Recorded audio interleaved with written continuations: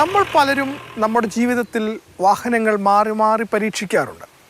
പക്ഷേ ഒരു കുടുംബം മുഴുവൻ പഴയ തലമുറ മുതൽ പുതിയ തലമുറ വരെ ഒരേ ഒരു കാർ മാത്രമാണ് ഉപയോഗിക്കുന്നത്, അംബാസഡർ. ആ കുടുംബത്തെ നമുക്ക് പരിചയപ്പെടാം.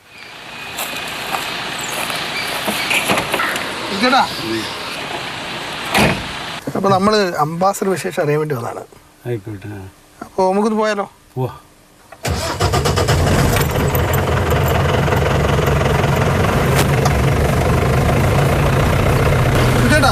ഇതിപ്പോ എത്രാമത്തെ കാലം നിങ്ങളുടെ കുടുംബത്തിലെ? മൂന്നാമത്തെ കാർ. മൂന്നാമത്തെ പറഞ്ഞാൽ ആദ്യത്തേത് അച്ചാച്ചൻ്റെ വണ്ടിയായിരുന്നു. അതിൽ നിന്നാണ് പഠിച്ചത്. അതിൽ നിന്ന് പഠിച്ച് അതിന് ശേഷം അച്ഛൻ ഒരു വണ്ടി എടുത്തു. അത് ടാക്സി ആയിട്ട് ഓട്ടിച്ചു. അതിന് ശേഷം അടുത്ത് ഇതെൻ്റെ പേരിലെടുത്തത്. ഇതെടുത്തിട്ട് എത്ര വർഷമായി? ഇത് ഇപ്പം പിന്നെ 2010 14 കൊല്ലമായി. എന്തുകൊണ്ടാണ് ഈ അംബാസഡർ മാത്രം വാങ്ങാൻ കാരണം എന്താ?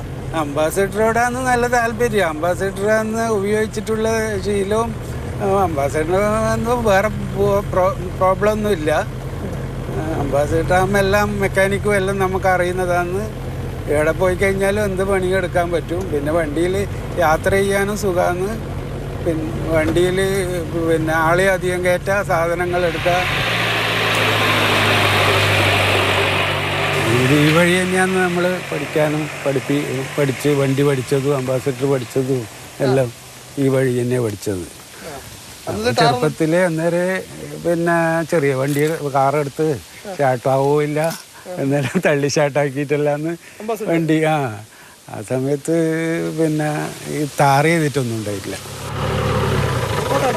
ജനിക്കുമ്പോൾ തന്നെ വീട്ടിൽ അംബാസഡർ ഉണ്ടായിരുന്നു. അപ്പോൾ അത് അച്ചാച്ചൻ്റെ അടുത്ത് ആദ്യം ഒരു വണ്ടി വിലക്ക് വാങ്ങിയതാണ്, സെക്കൻഡ് ഹാൻഡ് വാങ്ങിയതായിരുന്നു. അപ്പോൾ ആ വണ്ടിയിൽ നമ്മളധികം ഓട്ടിച്ചിട്ടില്ല. നമ്മളത്രയും ലൈസൻസ് ഒന്നും ഇല്ലല്ലോ, അന്നേരം ചെറിയതല്ലേ.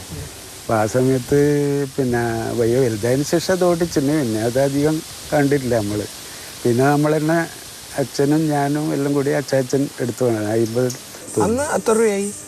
ഒരു 52 റുപ്യ അംബാസഡർ പെട്രോള്. 52 റുപ്യ ഡെലിവറി വണ്ടി. റെഡി ക്യാഷ് കൊടുത്തെടുത്തത്. ഇതിപ്പോൾ എടുത്തിട്ട് ഏത് വർഷമായി? ഇത് 2010 മോഡല്, 14 വർഷമായി.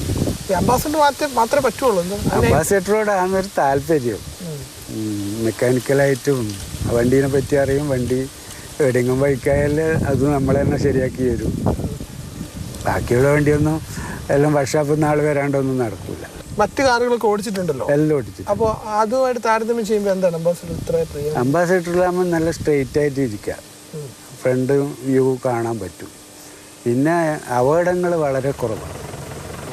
വണ്ടി ഫ്രണ്ടും ബാക്കും ഇതുള്ള വണ്ടി ചവിട്ടിയാലും നിൽക്കും. പിന്നെ വേറെ ഒരു ബുദ്ധിമുട്ട്. ചേട്ടാ, ഇതിപ്പോൾ വാങ്ങിയിട്ട് ഏതാണ്ട് 14 വർഷമായല്ലോ. ഇതിപ്പോൾ എത്ര കിലോമീറ്റർ ഓടിയിട്ടുണ്ടാവും? ഇത് 2.5 ലക്ഷം കിലോമീറ്റർ ഓടി. ഇതിപ്പോഴേ ഈ അപകടം കുറവാണോ? അപകടം കുറവാണ്. അപകടം ഇല്ല. അപകടം എന്ന് പറഞ്ഞാൽ എൻ്റെ അടുത്ത് ഇതുവരെ അപകടം വന്നിട്ടില്ല. വണ്ടി അടിച്ച വണ്ടിയും വളരെ ചുരുക്കമാണ്. കുടുംബത്തിലെ ഒരു അംഗത്തെ പോലെയാണ് സുജിത്തേട്ടൻ അംബാസഡർ കാറുകൾ. ജീവിതത്തിൽ അംബാസഡർ കാറുകൾ മാത്രമാണ് വാങ്ങിയിട്ടുള്ളത്. ഇനിയും അങ്ങനെ തന്നെ ആയിരിക്കും എന്ന് സുജിത്തേട്ടൻ പറയുന്നു. അങ്ങനെ തന്നെ ആകട്ടെ. കണ്ണൂരിൽ നിന്നും വിനോദ് മൊറാരിക്കൊപ്പം ഫെലിക്സ്, മാതൃഭൂമി ന്യൂസ്.